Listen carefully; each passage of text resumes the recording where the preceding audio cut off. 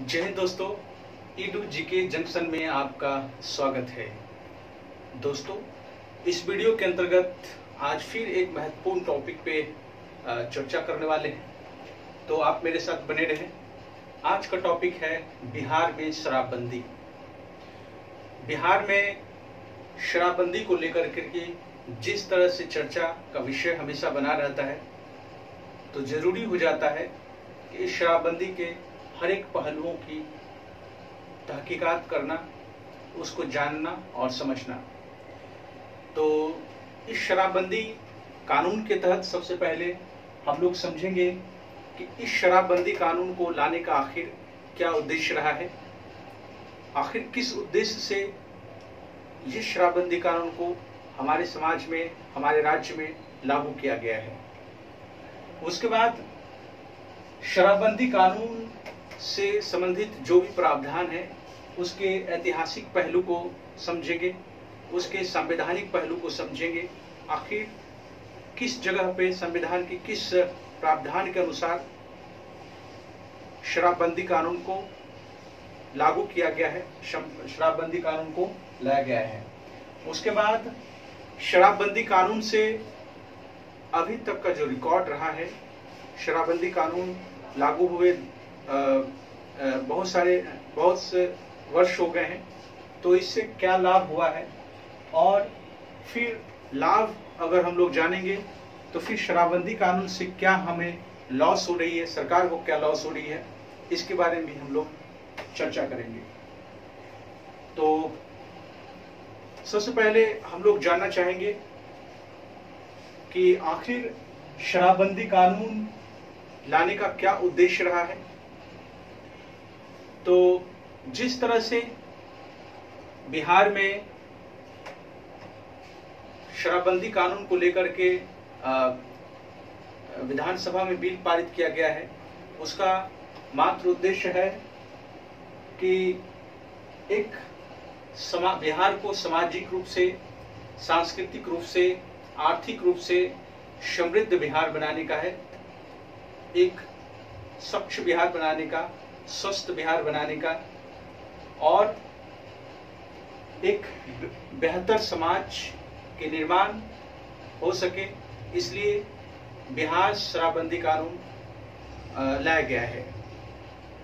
उसके बाद इसके प्रावधान की बात करें तो शराबबंदी कानून लाने का जो संवैधानिक प्रावधान है, वो जैसा कि हम लोग इसके पहले वीडियो में पढ़ा था कि डीपीएसपी में directive principle of state policy में अनुच्छेद जो संविधान के भाग 4 में इसका वर्णन था, और संविधान के भाग 4 के अनुच्छेद 47 में सरकार को निर्देश देती है कि सरकार मद्य निषेध और लोक स्वास्थ्य पर को सोच कर करके, लोक स्वास्थ्य को ध्यान में रख कर करके पब्लिक के हित में योजना बनाए।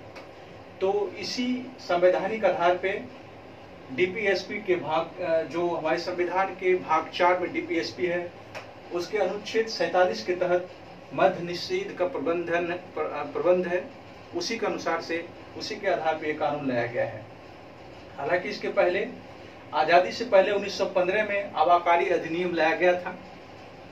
उस आबाकारी अधिनियम को ही संशोधित कर करके 1 अप्रैल 2016 को पूर्ण शराबबंदी को लागू किया गया,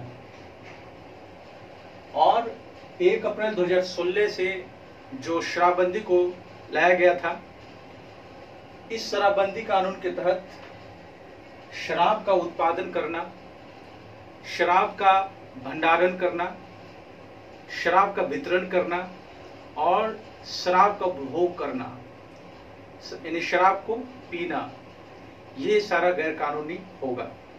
शराब का उत्पादन करने से मतलब है शराब बनाना, शराब के भंडारण करने से मतलब है शराब बना करके जमा रखना, बेचने के उद्देश्य से या पीने के उद्देश्य से, और शराब का वितरण यानी अलग अलग जगहों पर जाकर के बेचना, लोगों को बेचना और सेवन करना शराब का, ये गैर कानूनी किया गया। मद्य निषेध अधिनियम 1 अप्रैल 2016 के तहत। शुरुआत में जो ये अधिनियम लाया गया था, शराबबंदी कानून लाया गया था, उसके तहत पहली बार पीने पर 50,000 रुपए का जुर्माना रखा गया था और अगर जुर्माना की राशि नहीं देने पर 10 साल की सजा होगी। लेकिन 2018 में शराबबंदी संशोधन अधिनियम लाया गया विधानसभा में और इसके अनुसार 50,000 जुर्माना तो रखा गया, लेकिन उसकी सजा को 10 साल से घटाकर 3 महीना कर दिया गया। अर्थात अगर कोई व्यक्ति पहली बार शराब पीते हुए पकड़ा जाता है तो 50,000 का जुर्माना देना पड़ेगा या फिर 3 महीने की सजा होगी। उसके बाद हाल फिलहाल में एक नया बदलाव आया है, एक विधानसभा में नया कानून पारित हुआ है जिसका नाम है बिहार मद्य निषेध और उत्पाद संशोधन अधिनियम 2022। बिहार मद्य निषेध और उत्पाद संशोधन अधिनियम 2022 के तहत अगर इस नए प्रावधान के तहत, इस शराबबंदी संबंधित नए कानून के तहत अगर पहली बार शराब पीते हुए पकड़ा जाता है तो 2 से 5,000 रुपए का जुर्माना लगेगा। अगर वो जुर्माना नहीं देते हैं तो 30 दिन की कारावास की सजा होगी, यानी 1 महीने जेल में रहना होगा। दूसरा प्रावधान किया गया कि अगर दूसरी बार, पहली बार पकड़ाने के बाद जो 1 महीने की सजा या 2 से 5,000 रुपए का जुर्माना लगेगा, उसके होने के बाद अगर दूसरी बार भी शराब पीते हुए पकड़ा जाता है तो उसमें कोई जुर्माना नहीं होगी, इसमें सीधे जेल भेजा जाएगा। तो दूसरी बार जुर्माना देकर नहीं छोड़ा जाएगा बल्कि उसको जेल भेजना अनिवार्य कर दिया गया है। फिर इसकी सुनवाई, जो जेल जाएंगे इसकी सुनवाई जो है जुडिशियल मजिस्ट्रेट नहीं करेंगे बल्कि द्वितीय श्रेणी के कोई मजिस्ट्रेट करेंगे। इसके लिए प्रावधान करने की व्यवस्था किया गया है। अगर शराब गाड़ी के साथ पकड़ा जाता है या गाड़ी में शराब पकड़ा जाता है तो गाड़ी की बीमा का 50% जो बीमा राशि है, गाड़ी के बीमा राशि का 50% वो जब्त कर लिया जाएगा और जो भी शराब मौके पे पकड़ा जाएगा, जहां से भी शराब जब्त किया जाएगा, उसको मौके पे नष्ट किया जाएगा।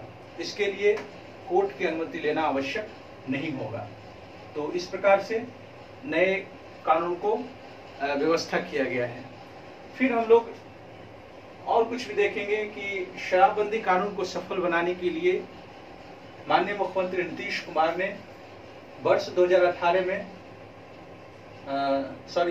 21 जनवरी 2017 को बिहार में एक व्यापक मानव श्रृंखला लाए थे और इस मानव श्रृंखला में 3 करोड़ लोग शामिल हुआ था और 11,400 किलोमीटर लंबी मानव श्रृंखला बनाई गई थी इस शराबबंदी कानून को सफल बनाने के लिए। और 2018 से 19 के बजट में 26 नवंबर को मद्य निषेध दिवस मनाने की जगह नशा मुक्ति दिवस मनाने की घोषणा किया गया। फिर हम लोग एक झलक देखेंगे कि शराबबंदी कानून आखिर लाने से क्या लाभ हुआ है, तो इस लाभ के बारे में चर्चा करेंगे। तो एशियाई विकास अनुसंधान और ज्ञान विकास प्रबंधन संस्थान, एशियाई विकास अनुसंधान और ज्ञान विकास प्रबंधन संस्थान के रिपोर्ट के अनुसार जो परिवर्तन हुआ है, तो पहले से, जब से शराबबंदी लागू हुआ है, पहले से डकैती के मामले में 22.8% की गिरावट देखी गई है।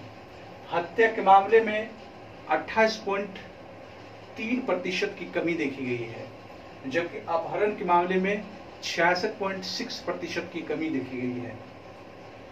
क्योंकि ऐसे भी कोई भी अपराध, अधिकतर अपराध नशे की हालत में होती है। अपराधी नशे की हालत में ही अपराध कर पाते हैं या नशे की हालत में अधिकतर अपराध होते हैं। और इसका उद्देश्य रहा है और भी लाभ हुआ है कि जो नशे की हालत में घरेलू कलह है, जो आपसी झगड़ा होता था, उसमें गिरावट देखी गई है। बच्चों पे जो गलत प्रभाव पड़ रहा था शराब की वजह से, उसमें कमी देखी गई है, एक सकारात्मक सुधार हुआ है। बुजुर्ग इससे उपेक्षा का शिकार होते थे, उससे में सुधार हुआ है। युवा शराब की चपेट में आने से बच रहे हैं।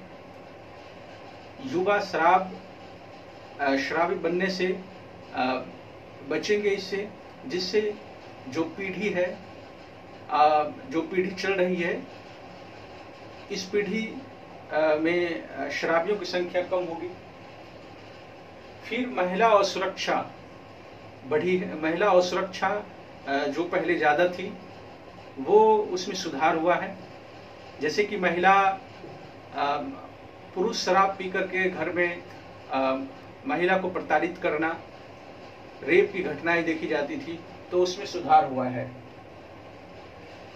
फिर इसकी अगर हानि की बात करें तो शराबबंदी कानून को लाने से प्रतिवर्ष 3600 करोड़ रुपए का राजस्व घाटा सरकार को लग रही है, क्योंकि शराब से जो टैक्स आता था वो प्रतिवर्ष 3600 करोड़ रुपए हमारे सरकार के राजस्व में जाता था। और इस राजस्व घाटा होने के कारण जो है विकास कार्य है उसमें गिरावट देखी जा रही है, उसमें असर पड़ा है। और रोजगार पर असर पड़ा है शराबबंदी से।